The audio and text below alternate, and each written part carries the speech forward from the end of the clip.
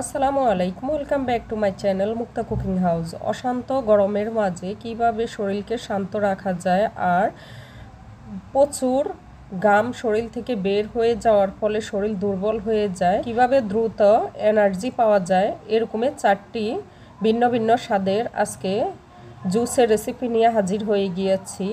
প্রথমে তৈরি করে দেখাবো আমি আপেল জুস। আপেল জুসের জন্য এখানে একটি আপেল স্লাইস করে নিয়েছি 1/4 কাপ চিনি, 1 টেবিল চামচ লেবুর রস। এখন সব কিছু আমি ব্লেন্ডার জারে দিয়ে দিচ্ছি। আপেল দিয়ে দিয়েছি, চিনি দিয়ে দিচ্ছি লেবুর রস দিয়ে এখন এর মাঝে দিয়ে দিচ্ছি আমি 2 গ্লাস পানি। একটা আপেলের জন্য আমি 2 গ্লাস পানি দিয়ে ভালোভাবে ব্লেন্ড করে নিয়েছি। নেওয়ার পরে এখন দেখেন ঢাকনা খুলে দেখাচ্ছি। এরপরে আমি গ্লাসের মাঝে একটা স্ট্রেনার দিয়ে আমি জুস সেকে নিয়েছি। দেখেন 2 গ্লাসই সেকে নিলে দানাদার অংশটা উঠে যায়, তাহলে খেতে অনেক ভালো লাগে। এখন জুসের মাঝে আমি দিয়ে দিয়েছি লেবু স্লাইস, তাহলে এর ফ্লেভারটা অনেক ভালো আসে। তৈরি হয়ে গিয়েছে আপেল জুস। এরপরে তৈরি করে দেখাচ্ছি খেজুর দুধের শরবত। খেজুর দুধের শরবত তৈরি করার জন্য এখানে আমি মিডিয়াম সাইজের 6টি খেজুর নিয়েছি। খেজুরগুলো ধুয়ে ভালোভাবে পরিষ্কার করে নিয়েছি। এখন ভিতর থেকে বিচিগুলো আলাদা করে নিচ্ছি। অবশ্যই বিচিগুলো এভাবে আলাদা করে নেবেন। সবগুলো খেজুর থেকে আমি বিচি আলাদা করে নিয়েছি। দেখেন এখন ব্লেন্ডার জারে দিয়ে দিচ্ছি প্রথমে খেজুর, এরপরে 1 টেবিল চামচ এখানে চিনি দিয়ে দিচ্ছি। যারা মিষ্টি খেতে কম পছন্দ করেন তারা না দিলেও চলবে। এরপরে দিয়ে দিচ্ছি এখানে 250 গ্রাম আগে থেকে জাল করে রাখা ঠান্ডা দুধ। এরপর সব কিছু 1 মিনিটের মতো ব্লেন্ড করে নিচ্ছি। ভালোভাবে ব্লেন্ড করে নিয়েছি, অবশ্যই ভালোভাবে ব্লেন্ড করে নেবেন। এই জুসটা আর আমি ছেঁকে নিব না, এটা সরাসরি এখানে আমি কয়টা আইস কিউব দিয়ে পরিবেশন করে দেখাচ্ছি। দেখেন কতটুকু মজাদার হয়েছে।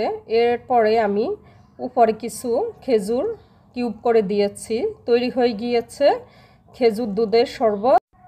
3 নম্বরে এখন আমি তৈরি করে দেখাবো শসার শরবত। শসার শরবত শরীরের জন্য খুবই উপকারী, শরীরকে ঠান্ডা রাখে। আর যারা দ্রুত ওজন কমাতে চাচ্ছেন তাদের জন্য তো কোনো কথাই হবে না।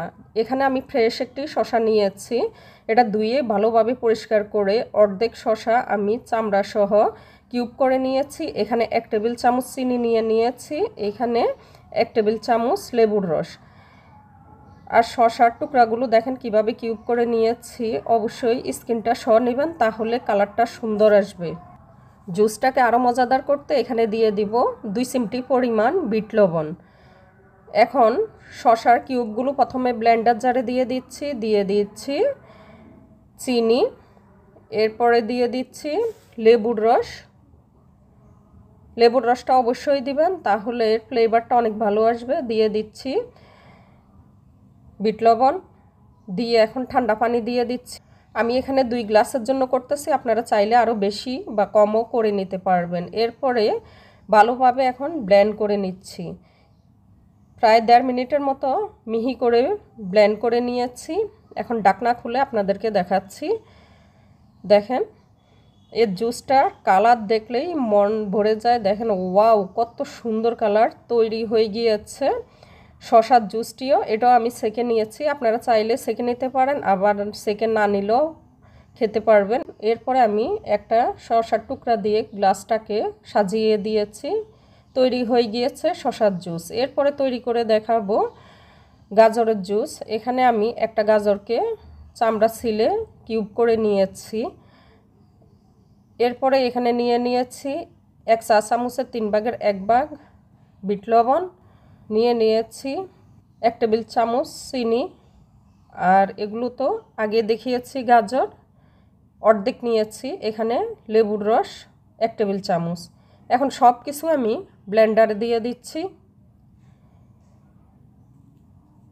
গাজর, চিনি, লেবুর রস, এখানে যা যা দিয়েছি সব কিছুই দিবেন, তাহলে আর গাজরের যে গ্রান রয়েছে সেটা থাকবে না, ফ্লেভারটা পুরাই চেঞ্জ হয়ে যাবে। এখানে আমি 500 গ্রাম পানি দিয়ে দিয়েছি, আর দেখেন 2 চিমটি পরিমাণ বিট লবণ দিয়েছি। বিট লবণটা অবশ্যই দেওয়ার চেষ্টা করবেন, তাহলে এর টেস্টটা অনেক ভালো আসে। এখন থেমে থেমে প্রায় 2 মিনিটের মতো ব্লেন্ড করে নিব, কারণ গাজর শক্ত থাকে, একটু ভালোভাবে ব্লেন্ড করে নিতে হবে। এটা বাচ্চাদের কোষ্ঠকাঠিন্যর জন্য খুবই উপকার। গাজরের জুস, এটাকে সুপার হেলদি জুসও বলা হয়ে থাকে। এখন আমি সেঁকে নিচ্ছি, অবশ্যই সেঁকে নেবেন, তাহলে খেতে ভালো লাগবে বেশি, আর বাচ্চারা বুঝতেই পারবে না সেঁকে দিলে।